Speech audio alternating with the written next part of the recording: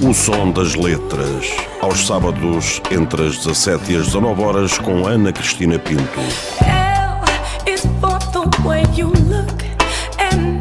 O som das letras, porque há livros que nos ficam no ouvido.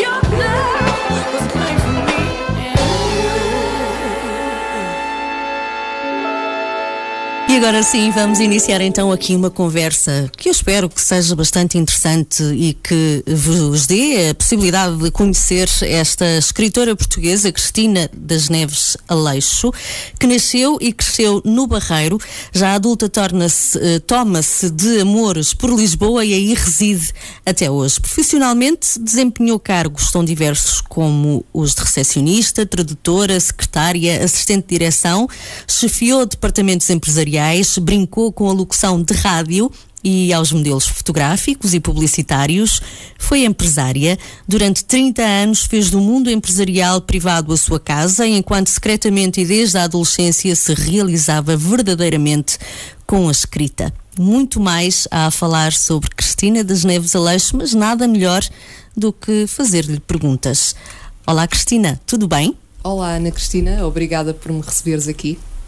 É um gosto. Olha, eu só te vou pedir que fiques assim bem próxima do microfone para ver se nós conseguimos aqui ter um ótimo som da tua voz. Projeta. Lembras-te como é que era fazer rádio? Lembro-me perfeitamente. Pronto. E confesso que quando entrei aqui foi um relembrar do passado que eu gostei muito. E tu, sendo uma pessoa tão versátil como nós já vimos aqui, passaste por imensas atividades profissionais. Uma delas foi a rádio, como estamos agora a referir, mas também foste modelo, trabalhaste com publicidade, foste empresária, tiveste aqui tanta coisa na tua vida, tens uma vida riquíssima com imensas experiências. Qual delas é que mexe mais contigo no meio disto tudo? Eu sei que a rádio deixa sempre um bichinho, a escrita é uma paixão, e depois as outras, qual delas é que tu, se tivesses que escolher e dedicares-te apenas a uma, qual seria essa? Não conseguiria escolher uma. Eu penso que todas elas me enriqueceram como pessoa.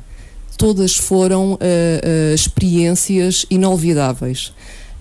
Eu não conseguiria escolher só uma. Elas fazem parte de quem eu sou hoje. Eu aprendi um bocadinho de qualquer coisa com cada uma delas. Com a rádio eu só brinquei, era uma rádio pirata na década de 80, portanto eu só brinquei com a locução. Com os modelos fotográficos e publicitários também. Foram experiências que eu quis ter, que tive a possibilidade de as viver, foram-me dadas a viver e eu agarrei-as como hobbies, como gostos que eu tinha de explorar mundos novos. Tens como lema de vida aproveitar aquilo que ela te dá. Completamente. E tirar daí o melhor para mim, não é? O melhor proveito possível. Para me construir enquanto pessoa, para compreender-me e também para compreender o outro. Podes-te afastar agora só um bocadinho do microfone. Foi demais. Era aproximas, agora aproximaste mais. Efetivamente, aquilo que nós conhecemos de ti tem muito a ver com a escrita, porque são os livros, não é, que acabam por te projetar. Foi assim que eu cheguei a ti. E foi assim que muitas pessoas também acabaram por conhecer a Cristina das Neves Aleixo. Exato. A escrita começou quando na tua vida? Quando é que tu percebeste que tinhas talento para escrever e que querias escrever um livro? Isto aconteceu por acaso? Foi premeditado? Não foi premeditado. Eu desde muito cedo, desde o início da adolescência, que eu comecei a escrever. Ainda antes já rabiscava umas coisas. Nunca pensei, nunca me passou pela cabeça um dia escrever um livro. Eu escrevia para mim, eu adorava escrever, adorava ler, e escrevia para mim e ia guardando. Eu fui sempre guardando aquilo que fui escrevendo. Repare, eu tenho coisas de quando eu tinha 10, 11 anos. Escrevias o quê nessa altura? Poesia? Escrevia poesia também. Escrevia prosa e escrevia poesia. O meu gosto na escrita sempre foi muito eclético. Portanto, eu gosto um bocadinho de tudo. Tanto que, repara, pelos meus livros, eu não escrevo sempre dentro do mesmo género. Talvez já vamos aí, mas voltando à tua pergunta, Eu comecei muito cedo e então escrevia e guardava. Gostava daquilo que escrevia e, portanto, guardava. Na escola fazia, pelo que as professoras diziam, redações muito bonitas e eu ficava toda inchada, como é normal numa criança, não é? Quando é valorizada por aquilo que faz, nós ficamos todos inchados. Mas, sou-te franca, eu nunca pensei que poderia ter algum valor para o mundo, para os outros. Enquanto escritora, enquanto autora, porque aquilo era-me tão inato, era-me tão natural, eu fazer aquilo que fazia com as palavras, brincar daquela forma com as palavras e com as histórias que criava na minha cabeça e que passava para o papel, que nunca pensei que fosse alguma coisa demais. Eu sempre tive a ideia do autor um bocadinho como grande parte das pessoas tem, aquela figura quase inacessível na sua torre de marfim, e que é assim um supra-sumo, não é? Quase um deus, não é? Exatamente. De sabedoria. E nunca me senti nesse... E nós ainda temos um pouco essa ideia, não é? O que é curioso, porque uma das coisas que eu também me vou dando conta é que, à medida que vão aparecendo cada vez mais autores e mais publicações, ainda no anterior programa, a convidada que estava aqui, nós conversámos sobre isso, que é o facto de tanta gente escrever em Portugal e sermos um país tão pequeno, com tão poucos leitores, porque curiosamente penso que seja esse precisamente o grande problema do país no que à literatura diz respeito. As pessoas leem muito pouco e escrevem muito. Exato.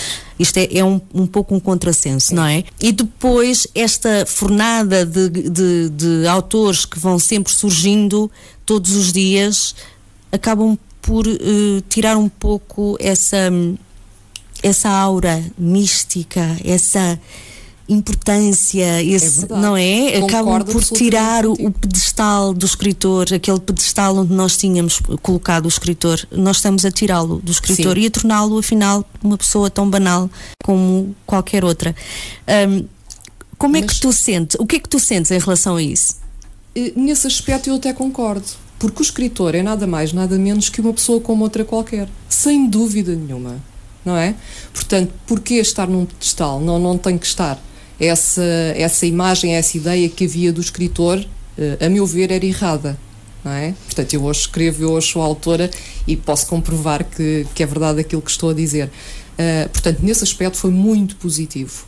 Aliás, ainda indo ao encontro daquilo que tu acabas de dizer, que os escritores não devem estar num pedestal. Não sei se tens acompanhado a página no Facebook do Som das Letras, e há coisas curiosas sobre a vida dos autores, sobre a vida dos escritores, aqueles escritores muito consagrados que nós temos como pessoas absolutamente inalcançáveis. Exatamente, e que são afinal humanos e que erram como nós e que têm os seus vícios e que têm as suas dicotomias e que têm as suas lutas e os seus desesperos. Exato. Indo ao encontro daquilo que tu acabaste de dizer, é mesmo isto, nós somos afinal humanos, não é? Não temos que estar em pedestal nenhum. Completamente. Todos nós somos humanos. Em tudo aquilo que fizermos não há pessoas inalcançáveis e inatingíveis, não há. Nós somos todos iguais. Depois, provavelmente, há determinadas áreas da vida, de trabalho que nos distinguem, não é? Exato. E que pensamos nós nos põe um bocadinho acima do outro. Não, não é verdade. Eu vou ler aqui a sinopse deste Por Amor de Tudo, porque é uma história de amor que acaba por não ter um percurso muito feliz, não é? Nada feliz. A Isabel e o Afonso são os protagonistas principais desta história, que vivem aos olhos de todos o casamento perfeito, completo, com a pequena Sofia, que é a filhota. Exato.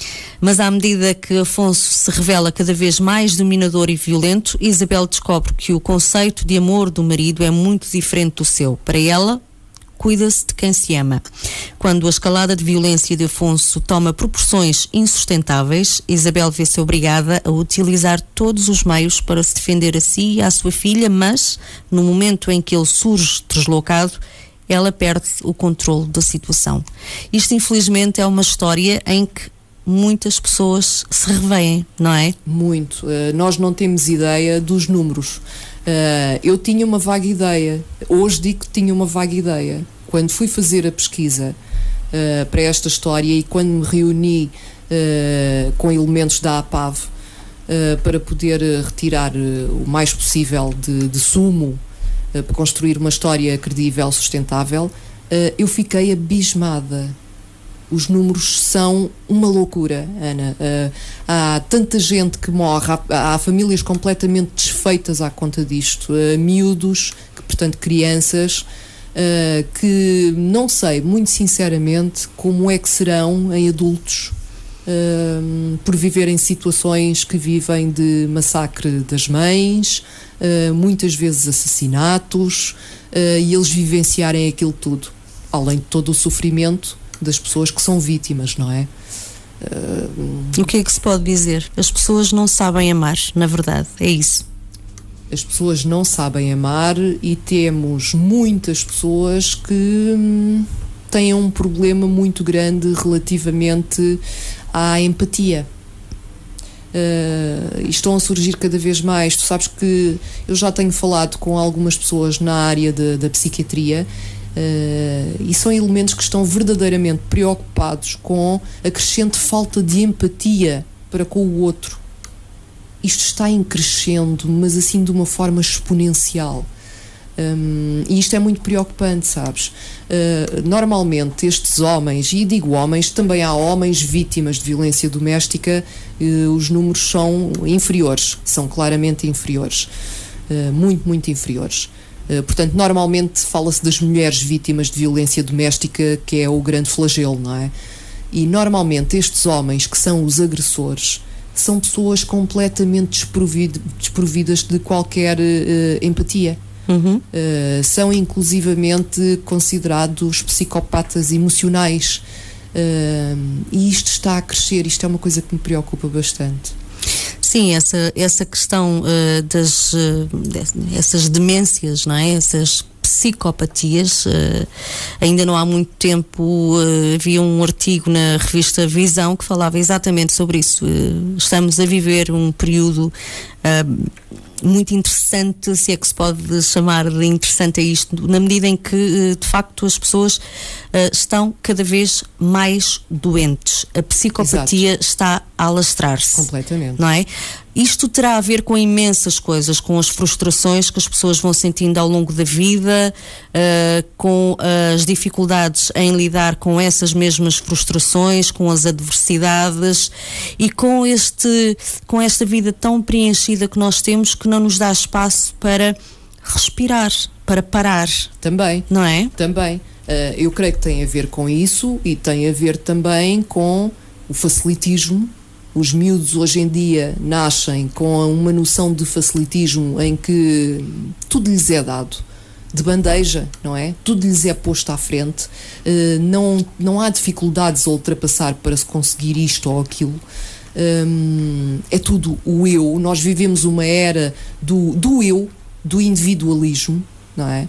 Nós já não vivemos como se vivia, em que havia a partilha, havia a camaradagem, havia o respeito. Os miúdos crescem nessa envolvência toda, a sentir-se os maiores, com tudo muito fácil, e eu creio que essa construção da personalidade com esses parâmetros todos vai fazer com que... E depois os pais não têm tempo para os filhos também. Os miúdos crescem desacompanhados nesse aspecto. Os pais, para não os aturar, entre aspas, em determinadas situações, porque estão completamente exaustos, extenuados dos dias que têm, facilitam-lhes tudo. E eu penso que toda essa conjugação cria seres humanos que não têm humanidade nenhuma. Egoístas, egocêntricos, muito, não é? Muito centrados nas suas próprias necessidades e muito pouco nas necessidades do outro. Aí a falta de empatia. De empatia, não é? E de espaço para as coisas dos outros. Claro. Portanto... E Cristina, eu acho que vais concordar comigo. Penso que todos nós que escrevemos e gostamos de escrever também sentimos aqui um escape para essas nossas frustrações, para as nossas adversidades, para os nossos desesperos.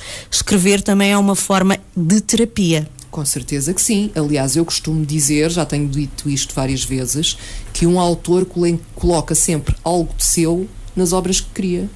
Portanto, e quando eu digo algo estou a ser simpática, porque eu até creio que coloca bastante. Sim. Há sempre uma grande parte de nós naquilo que escrevemos. Bom, portanto, quanto mais escreves, menos vais colocando, não é? Porque depois tens que criar histórias completamente diferentes, com personagens diferentes, com vivências diferentes e que nada têm a ver com a tua.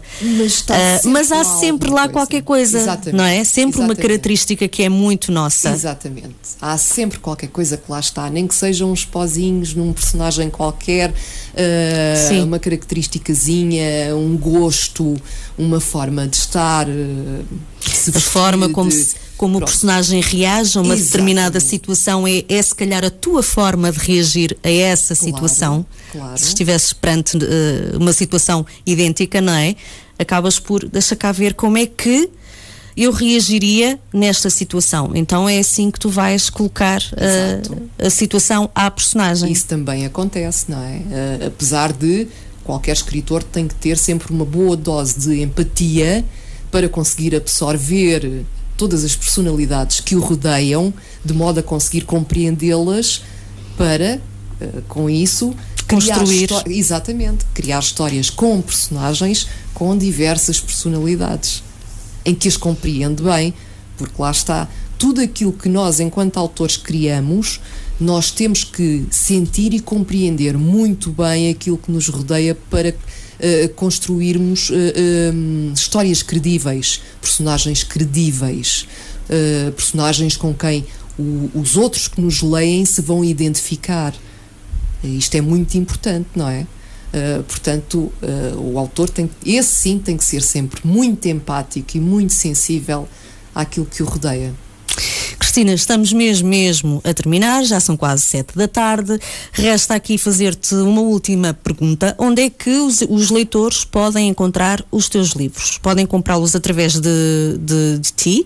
Queres deixar aqui o teu Facebook, o endereço? Exatamente, deixo sim, senhora. Neste momento eu estou em processo de mudança de editora, portanto já saí da que me representava e, portanto, neste momento os meus livros só podem ser adquiridos através da minha página de Facebook. Portanto, a página de Facebook é facebook.com/Cristina das Neves Aleixo.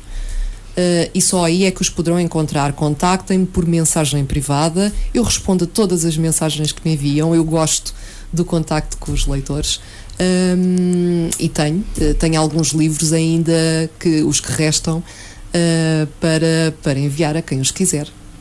Cristina, foi um grande prazer ter-te aqui. Muito obrigada por teres vindo. Desejo-te muito sucesso para a tua carreira literária, que venham mais livros e que possas, em breve, estar aqui novamente com novidades. Vão vir com certeza. Eu estou a trabalhar nesse sentido, está aí qualquer coisa a ser preparada. Obrigada o gosto foi meu, totalmente, adorei estar aqui. O som das letras, aos sábados entre as 17 e as 19 horas com Ana Cristina Pinto.